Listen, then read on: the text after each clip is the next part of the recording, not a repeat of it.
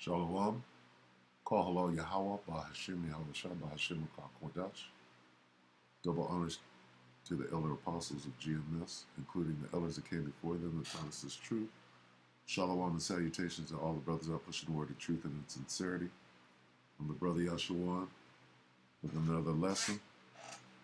And this is going to be about these Idumeans being frightened by what is to come, because their spirit is telling them that something ain't right, okay? And their biggest fear is something that they've been hiding for a long time, which is what these chariots actually are, right? UAP, UFO, you can call it everything except for what it is. All right, so there's a little video we're going to watch. It's about 20 minutes. We're going to watch about half of it. But anyway, let's start out by identifying exactly what these craft are. All right, so this is Psalm 68 and 17. The chariots is what they are. The chariots of the Most High. That's what they are. The chariots of the Most High are 20,000, even thousands of angels. All right? The Lord is among them, as in Sinai in the holy place, okay? Talking about back during the time of Moses, because a chariot was involved in our delivery, all right? When the children of Israel were delivered from the hands of the Egyptians, the chariot, all right, or the chariot was involved in that delivery, then as will it be in the delivery that is to come, all right? But we're basically just, getting the understanding that these things have been there from the beginning, all right? When you go into Genesis, when it speaks about on the face of the deep, the word hover comes in, right? So we won't get that, but we'll just get the name. We'll go to 2 Kings real quick, and then we'll watch the video. So this is 2 Kings 2.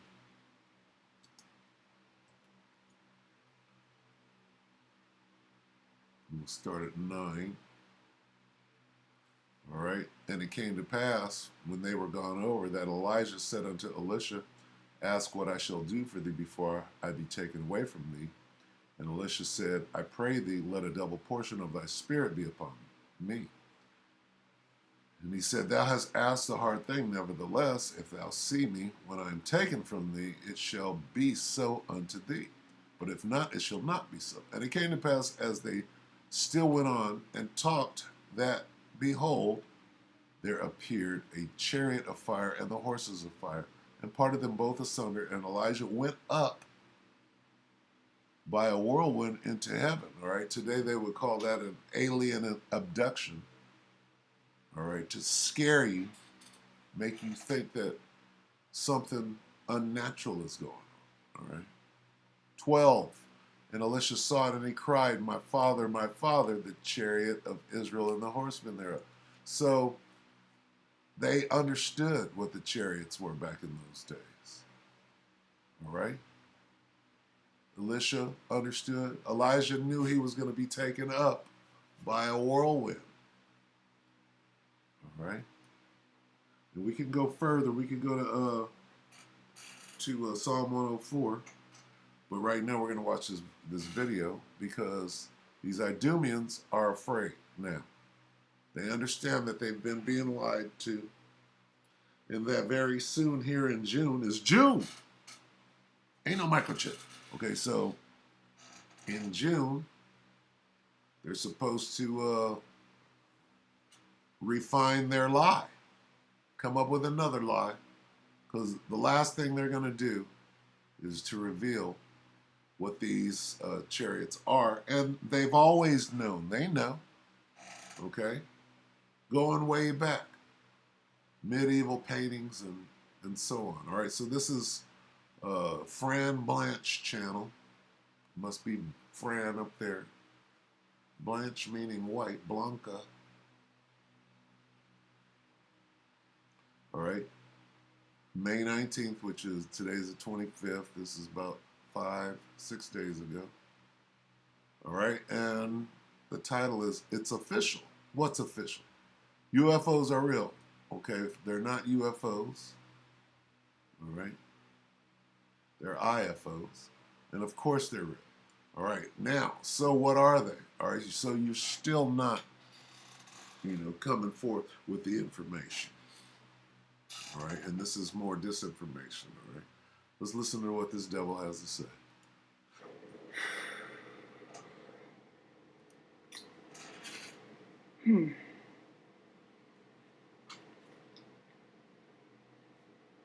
Don't change the channel. Just give me 5 minutes. I have 5 minutes, and if you still think that you probably want to unsubscribe and leave, that's fine.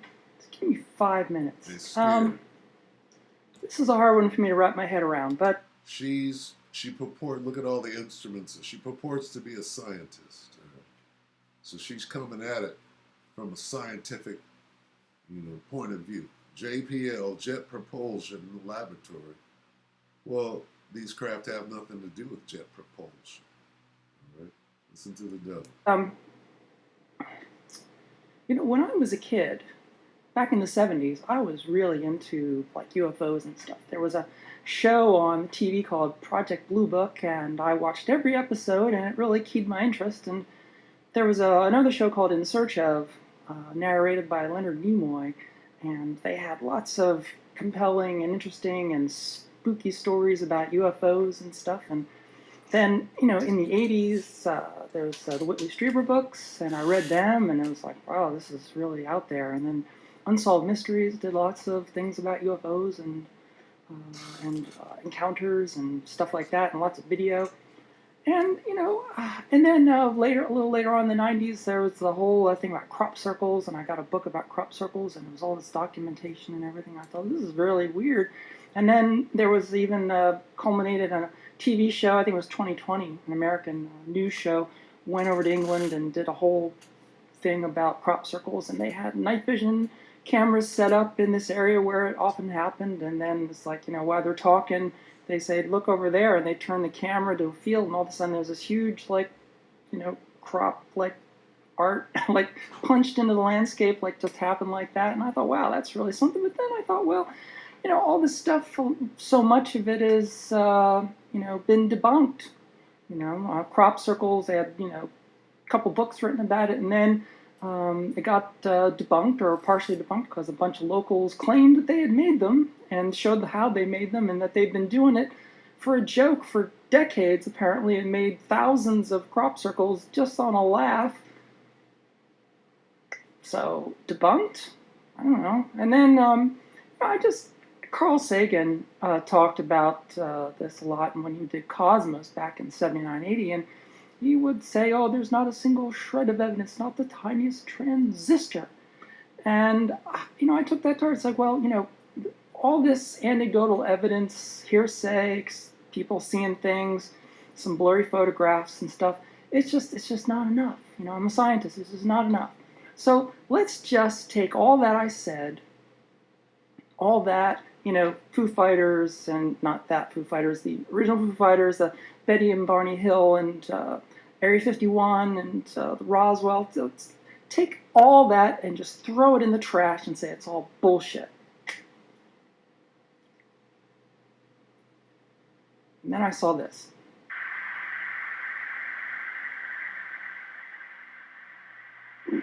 Nickel 61 Tango Roger, Roger. Hey, go ahead! Woohoo! Roger, there's troubleshooting. She needs budget. Are you box moving target? He's scared as hell. That's fear in his voice. No, I took an auto track. Oh, okay. Oh my gosh, dude. Wow.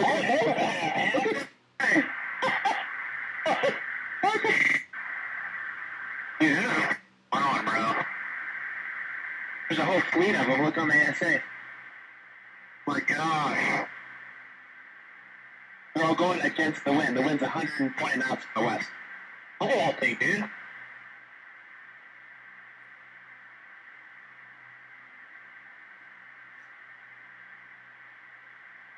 It's That's rotating. not an LNS though, is it? It's not. It is an LNS, dude. Well, if there's another thing, it's rotating. So these 3 videos were originally leaked in 2017 to the New York Times from someone in the Navy. It purported to show 3 different encounters with objects from naval aircraft as recorded through the plane's targeting system and target acquisition systems.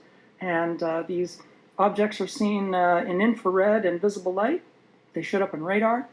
And one depicts an object moving at supersonic speeds at a lower altitude.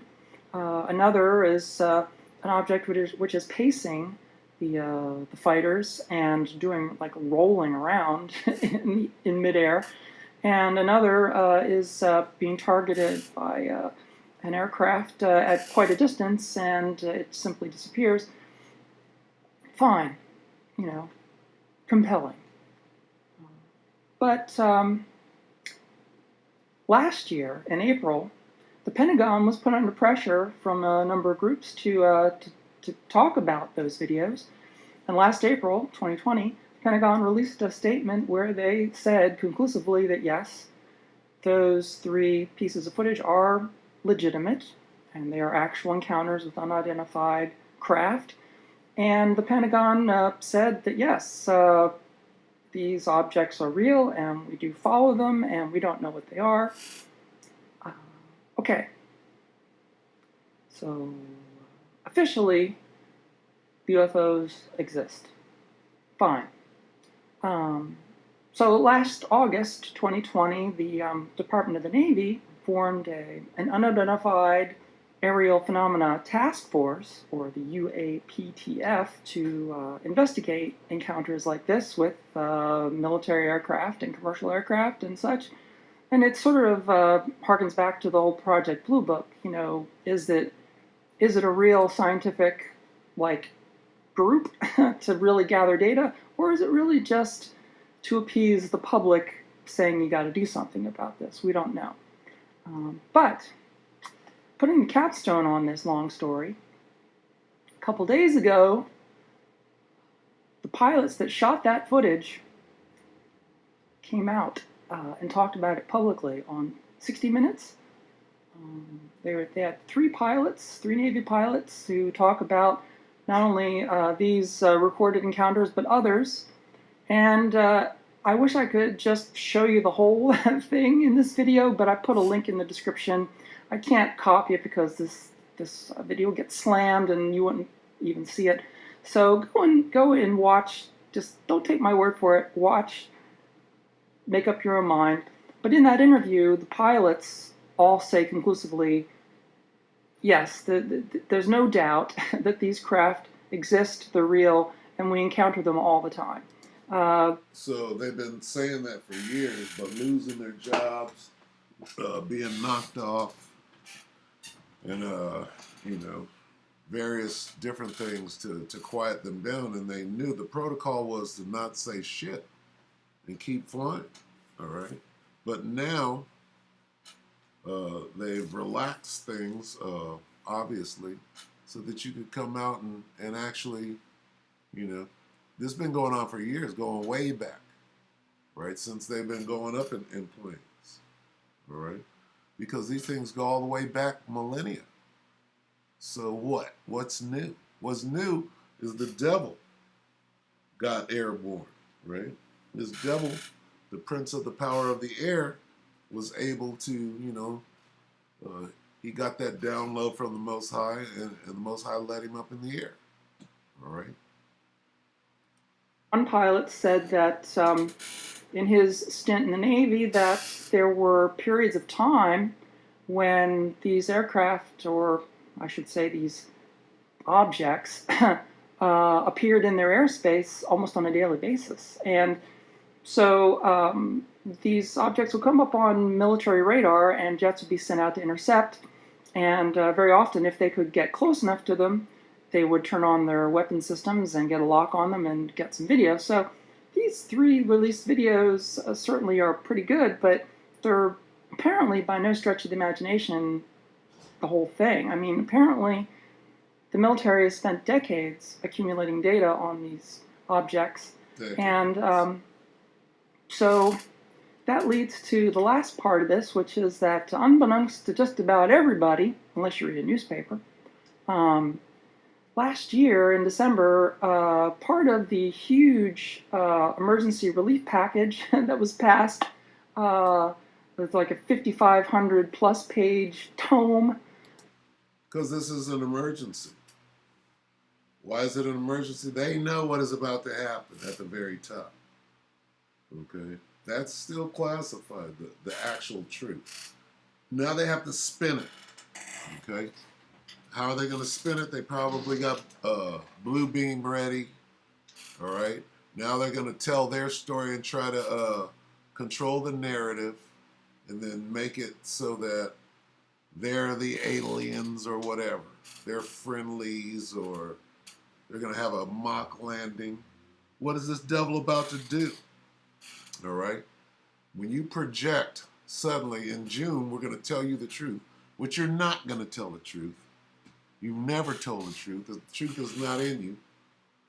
You suddenly, after all this year, all these years of weather balloons and swamp gas and different bullshit, now you're suddenly going to tell the truth now. All right? That was meant to deal with the economic problems and COVID and everything last year that passed. Crammed into that huge bill is a tiny little caveat which orders the Pentagon to make a report, an unclassified report, of all the information that it knows about these unidentified aerial phenomena, and issue that report to Congress within 180 days. And that 6-month window is just about coming to a close. So if the Pentagon actually submit to this demand by Congress to issue this report, then it would drop sometime in the next month or so. And if they do that, then we might learn a lot more than we've ever known about these things. Well, I can't believe I'm saying this. But so let's just get beyond the conjecture about whether or not UFOs exist. Let's just accept that they're real and that they're in our airspace. The real thing is now is like, well, what's the next step? What are the next questions to ask? You know, are they extraterrestrial? Are they coming from another dimension? Are they? What are their intentions? These are the questions, and I hate to say it, it's not a joke. Turns out that Ed Wood was right all along. All right, here we go. What do they want? Where are they from? Where are they going? Flying saucers, Captain, are still a rumor. Officially. There it is. Okay, so they're going to continue to explain it away, knowing full well what it is. All right? And it's a need-to-know situation. And the world needs to know right now, because in a minute you're going to be confronted with the enormous power, right, of Yahweh Bashim Yahweh Shai. There's nothing you can do about it. All right, so enough on that. All right, we'll get a couple more. We'll go ahead and close it out. All right, so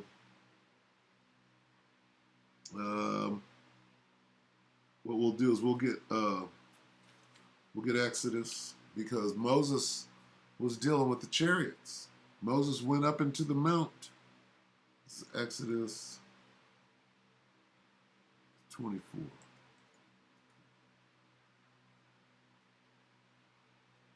And 12. Exodus 24:12. And the Lord said unto Moses, come up to me into the mount. She'll be coming around the mountain.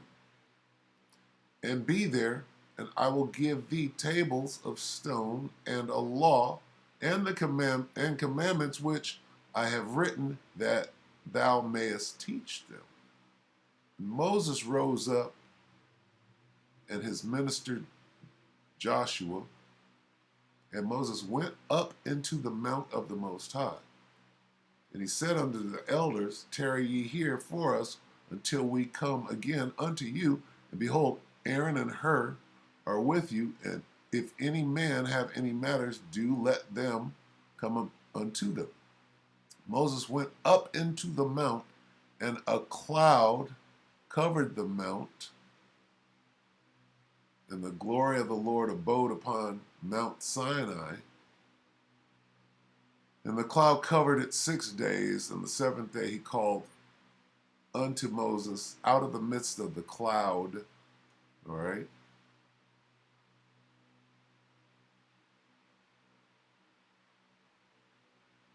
And the sight of the glory of the Lord was like devouring fire on top of the mount in the eyes of the children of Israel. And Moses went into the midst of the cloud and gat him up into the mount. And Moses was in the mount 40 days and 40 nights. Okay? That right there is all you need to know. All right? The same mount or the same chariot could have been, I'm not sure that it was the same one, but it was a chariot that led them through the desert as a pillar of fire by day, so like a pillar of cloud by day and a pillar of fire by night. All right. Now, it delivered them. All right. It got in between and fought for the children of Israel. Let's see. Find that real quick. No, it's not there. Okay, so we'll move on to our delivery, right, which is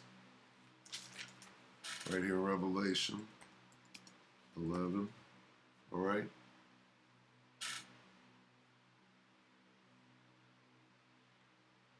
Let's start right here, Revelation 11 and 12. And they heard a great voice from heaven saying unto them, come up hither. That's the same thing that Moses heard. Come up to me. Come up hither. And they ascended up to heaven in a cloud, and their enemies beheld them. Okay? What's going on right here? Same thing that happened to Yahushua in the book of Acts, chapter 1. All right? And they ascended up to heaven in a cloud, their enemies beheld him. Why? Because that's when the missiles are going to strike. In the same hour was there a great earthquake, and the 10th part of the city fell, and in the earthquake were slain of men 7,000, and the remnant were affrighted and gave glory to the Most High of heaven. All right? So, these are the answers and the mysteries, right? We got them. All right? It was given the most, surely the Most High will do nothing but he revealeth his secret unto his servants, the prophets, all right? And we're letting you know, all right? If the Spirit is on the Most High to direct you to this information, then you're going to get it. You're going to understand what is going on. We're so close right now, you can taste it. So with that, I hope that the elect were edified. And until the next one, shalom.